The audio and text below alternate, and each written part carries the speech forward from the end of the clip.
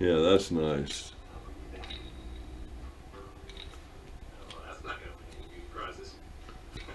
Are you guys tired of that? I'm not.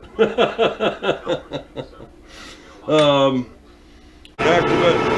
Engage at 1. There's 1. See if we can get clearance. Yeah, clearance. Okay. Gonna slow this thing down a bit. Gonna go back down to 190. We're gonna do a double start thread left-handed. Okay, I'm going to be engaging the thread dial at 1 and A to give me my 2 threads. We are threading at 9 threads per inch, so we're going to end up with an 18 threads per inch left-handed internal thread.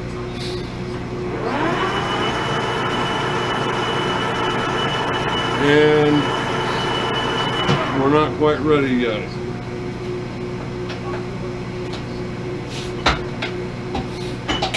Need to get the gearbox on feed. Need to get the feed direction lever going backwards.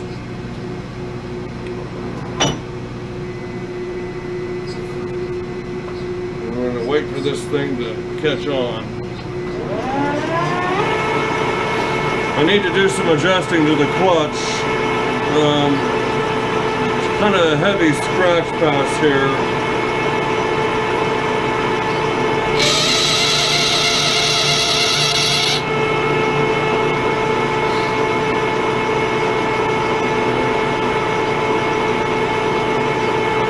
Back into my stop. My stop is moved. Why did my stop move?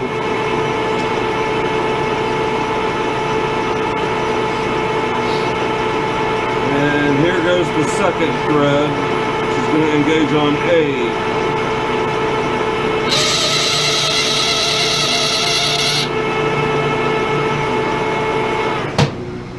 Okay, now you can see there's clearly 2 threads there now. Or at least I should have stopped it after the first pass. So I'm going to run my tool out to the middle. I'm going to bring it back here. I'm going to set my new stop. Yeah, right there. I'm not sure how it got changed in the first place. It's happened earlier today too. Maybe I'm not tightening it tight enough. There's not that much pressure on it.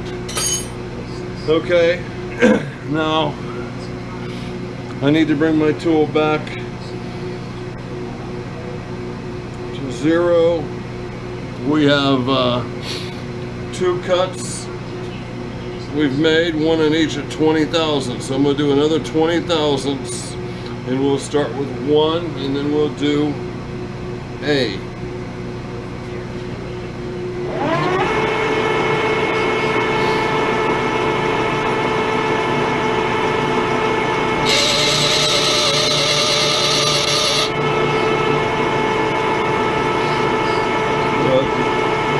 Pull my tool out of the way, bring it back in, stop, bring my tool back out, and now we're going to start this one on A. There's B, 3,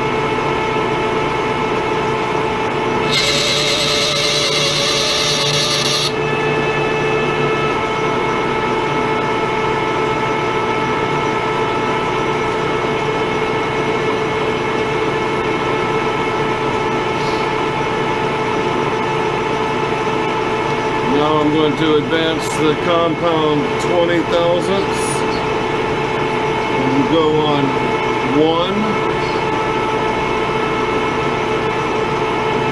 3,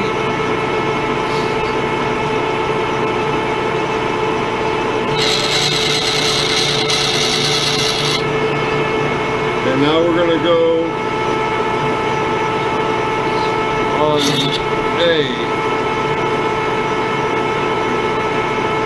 Went the wrong way there.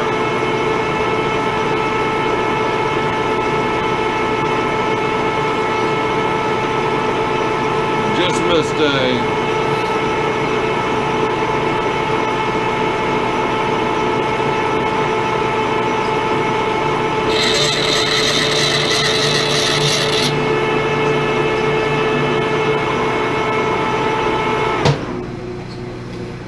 Get a look at those. I'm going to do a spring pass on each direction, each thread.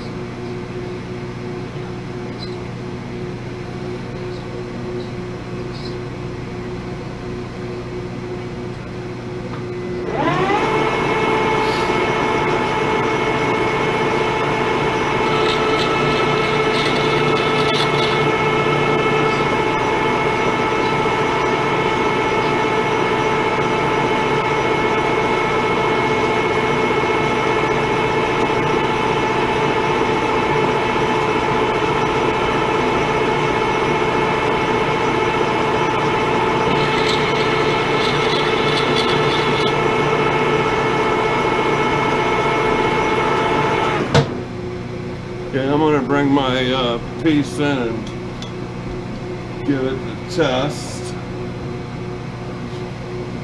Remember now, we're threading on backwards here. I got not enough room here.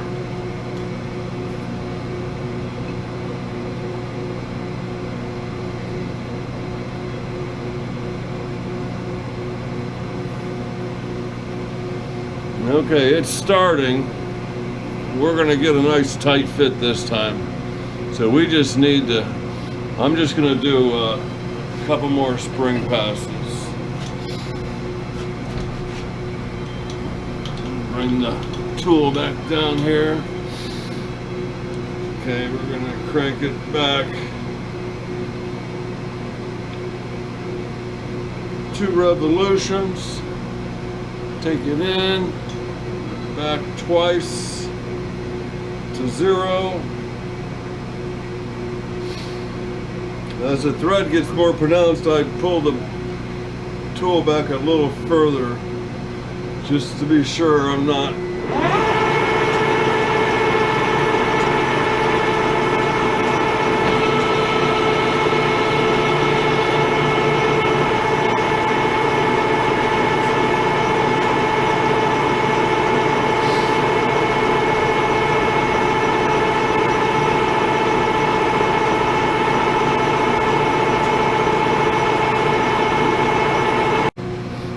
pipe is so long.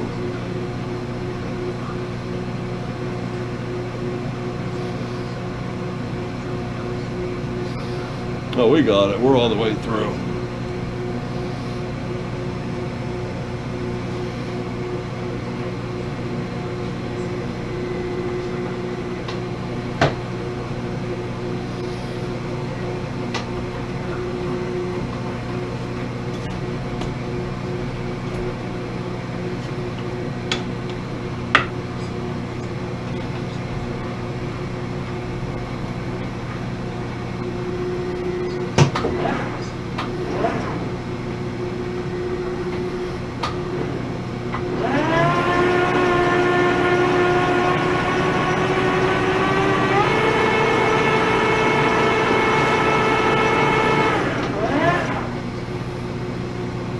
Well, who's going to tell me I should have stopped?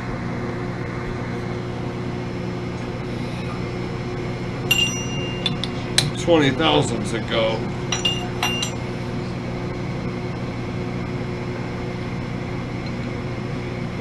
Yes, I should have stopped 20,000s ago. Let's get it fully turned on there.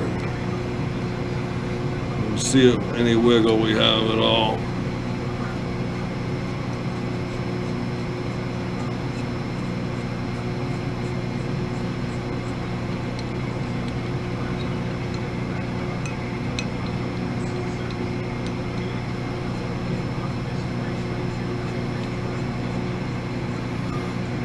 Should have stopped when I was ahead.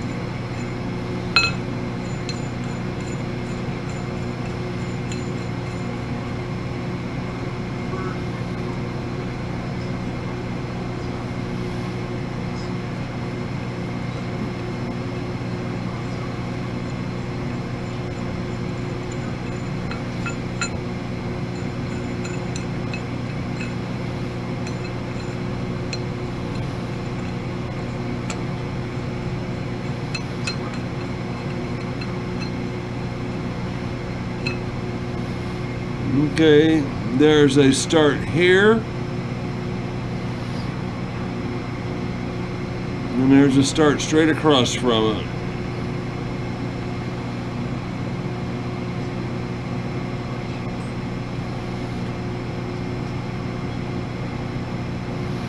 There's an end here. And there's an end here.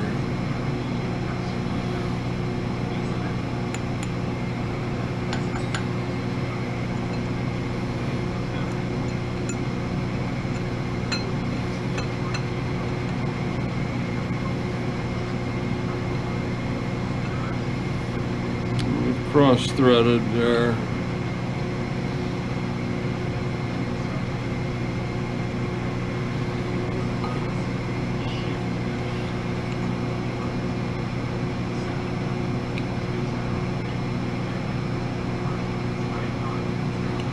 Let me come in from the other side. It's a little loosey-goosey over there.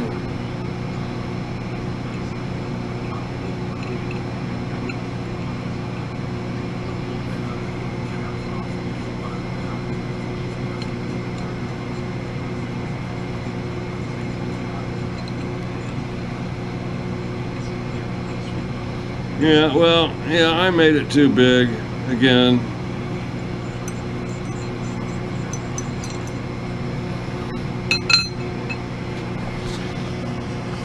Well, I went from thinking I blew up my machine to realizing I didn't blow it up, but I do need to make some clutch adjustments. I was in there tampering with the clutch, trying to get it to start the chuck on these lower gears, these back gears. I would engage the chuck, the clutch, and this thing would just hum, and all of a sudden, bam, it'd take off. So while I had it in back gear, I kept expecting it to behave the way it did in direct.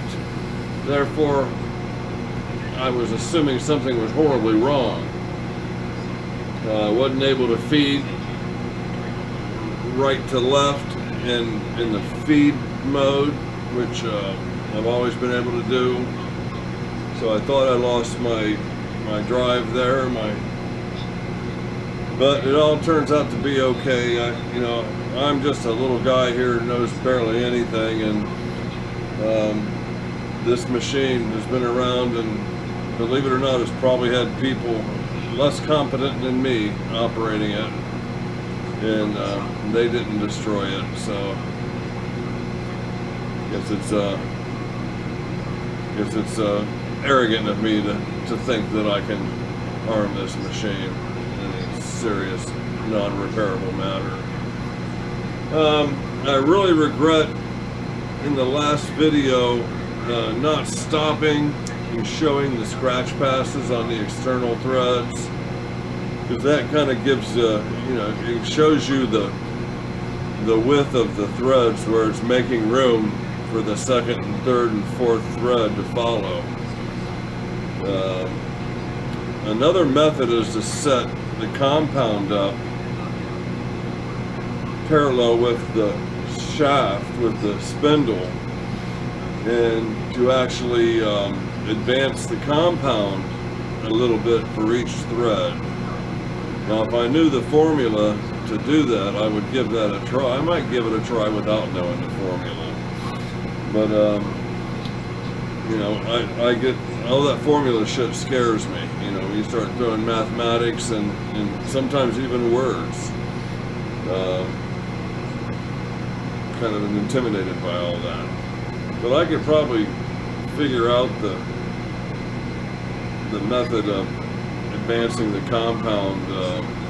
Let's say you're doing one thread per inch, and you want to do 4 threads per inch at the end. So you do your one thread, advance it 250 thousandths, do your second thread, advance it 250, third thread you're at 750, fourth thread you're at 1 inch. Maybe that's kind of how that works, but I'm sure there's a equation to figure it. It's probably in the machinist's handbook. Okay, thanks guys. I regret not stopping that external thread after the scratch pass. I tried to do slow motion to, you know, kind of maybe make up for it, but it's regrettable. All right guys, thanks a lot.